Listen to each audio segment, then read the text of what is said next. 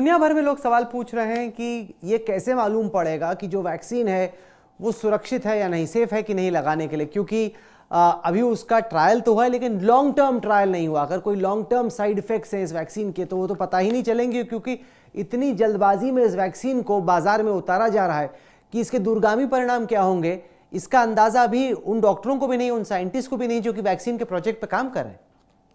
तो इसके दो सॉल्यूशंस हैं। एक सॉल्यूशन है कि जब भी हम वैक्सीन करते हैं तो उसको एनिमल ट्रायल्स करते हैं और उनको लॉन्गर टाइम के लिए फॉलो अप करके देखते हैं एनिमल स्टडीज में। दूसरा ये है कि जैसे हम फेज 3 ट्रायल की बात कर रहे हैं जो साथ साथ हो रही हैं, इन वैक्सीन ट्रायल्स में जो हम सीक्वेंस में ट्रायल्स करते हैं वो हम पैरेलल में कर रहे हैं। फेज 1, फेज 2 और फेज 3 साथ साथ करने की कोशिश कर रहे हैं जिससे हमारा टाइम जो है वो कंप्रेस हो जाए। तो उसमें ये सारी चीज़ें देखी जाती हैं कि लॉन्ग टर्म साइड इफ़ेक्ट्स जो हैं वो क्या हो सकते हैं, और जब हम वैक्सीन उतारेंगे भी तो जिन लोगों को वैक्सीन लगेगी उनकी भी क्लोज मॉनिटरिंग होगी कि इनमें कोई लॉन्ग टर्म इफेक्ट्स तो नहीं है। क्योंकि एक चीज़ है कि हमने एक ग्रुप को वैक्सीन दिया लेकिन एथनिक वेरिएशन बहुत है। हमारे यहाँ पे कई लोगों को और कोई अंडरलाइंग बीमारी हो, उनके साथ वैक्सीन कैसे बिहेव करता है तो वो भी जानना ज़रूरी है। ओल्डर एज ग्रुप में कितनी इम्यूनिटी देता है, बुजुर्गों में कितनी सेफ्टी है। तो ये जैसे जैसे वैक्सीन हम यूज़ करेंगे तो ये भी जो है डेटा कलेक्ट करना बहुत ज़रूरी है, क्योंकि ये चीज़ें भी साथ साथ हमें पता करनी चाहिए। इस वक्त हिंदुस्तान में हर रोज़ करीब औसतन 1000 से ज़्यादा लोगों की मृत्यु हो रही है कोरोना वायरस के चलते। जनता ये जानना चाह रही है कि क्या हम लोग पीक को क्रॉस कर चुके हैं या पीक के नज़दीक हैं या पीक अब कितना दूर है, क्योंकि हिंदुस्तान में जितने केस हर रोज़ आ रहे हैं वो दुनिया में बाकी सारे देशों से ज़्यादा है। हमारी आबादी भी ज़्यादा है लेकिन दुनिया के किसी भी और देश में, पहले हम कहते थे कि आप किसी और देश से तुलना कीजिए, हिंदुस्तान में केस बहुत कम है, अब ऐसा नहीं है। हिंदुस्तान में दुनिया भर में सबसे ज़्यादा केस हर रोज़ पाए जा रहे हैं, मौतें भी 1000 से ज़्यादा हो रही हैं। आपके हिसाब से हम जो पीक है उसके कितने नज़दीक हैं या कितने दूर?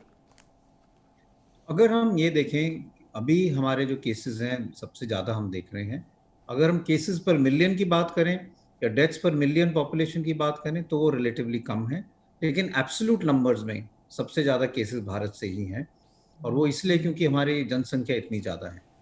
लेकिन ये बात भी सही है कि हमें इसको कम करना है। और अगर हम पिछले कुछ दिनों की बात करें तो हमारे केसेस लगभग स्टेबलाइज हुए हैं। जैसे जैसे केसेस बढ़ रहे थे और ये लग रहा था कि हम 1 लाख से ज़्यादा हो जाएंगे, 1.5 लाख या 2 लाख तक पहुंच पाएंगे, अगर हम अब देश के आंकड़े देखें तो वो लगभग स्टेबलाइज हो रहे हैं।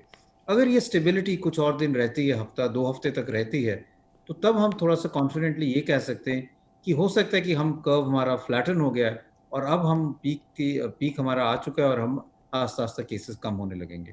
पर एक और जो बड़ा फर्क आंकड़ों में नजर आ रहा है, पहले जो ज्यादातर केसेस थे वो देश के बड़े शहरों से निकल के आ रहे थे, अब केसों की संख्या छोटे शहरों में और गांव कस्बों में बढ़ रही है। ये कितना खतरनाक है आपके लिहाज से, क्योंकि शहरों में तो फिर भी अस्पताल हैं लेकिन गांव देहात में जो हेल्थ केयर फैसिलिटीज़ हैं वो अनुकूल नहीं है। तो ऐसे में ये कितना बड़ा खतरा है कि अगर गांव में जाता है ये वायरस तो वहां पे ठीक से टेस्टिंग भी नहीं होगी और ठीक से ट्रीटमेंट भी नहीं हो पाएगा। तो इसमें दो चीज़ें हैं। एक तो बात सही है आपकी कि जो पैंडेमिक है वो शिफ्ट कर गया है, वो छोटे शहरों में पहुंच गया है, गाँव में पहुंच गया है। जहाँ पे हम पहले बात करते हैं कि दिल्ली, मुंबई या बड़े शहरों में केसेस ज़्यादा थे, वहाँ पे अब केसेस जो हैं स्टेबलाइज हुए हैं और अब हमारे जो नए केसेस आ रहे हैं वो इन क्षेत्र से आ रहे हैं। लेकिन यहाँ पे एक और 2-3 चीज़ें समझने की ज़रूरत है कि जब लॉकडाउन हुआ था तो यहाँ पे काफ़ी तैयारी की गई थी, चाहे ऑक्सीजन की बात की जाए, चाहे हेल्थ केयर फैसिलिटी की भी बात की जाए या टेस्टिंग की बात की जाए, और इसलिए हम इतने ज़्यादा टेस्ट अब कर पा रहे हैं। हम 14 से 15 लाख टेस्ट रोज कर पा रहे हैं क्योंकि हम कई इलाकों में जहाँ पे पहले टेस्टिंग नहीं थी और वो छोटे शहर थे, छोटे जो जगह थे, नॉर्थ ईस्ट का एरिया था, वहाँ पे अब कर पा रहे हैं। दूसरा एक और चीज़ समझने की है कि जहाँ हम शहरों की बात करते हैं वहाँ पॉपुलेशन डेंसिटी बहुत ज़्यादा है। जैसे दिल्ली की बात करें या मुंबई की बात करें, छोटे शहरों में और गाँव में पॉपुलेशन डेंसिटी ज़्यादा फैली हुई है, इसलिए केसेस के वहाँ पे जल्दी से फैलने के या एकदम क्लस्टर बनने के चांसेस रिलेटिवली कम है। इसलिए अगर हम वहाँ पे हेल्थ केयर फैसिलिटीज़ बढ़ाएं, लोगों में जागरूकता करें, तो केसेस को वहाँ कंट्रोल करना रिलेटिवली ईजी नहीं, रहेगा। अब अगर मगर की तो अब बात नहीं, अब तो बीमारी पहुंच चुकी है गांव देहात में।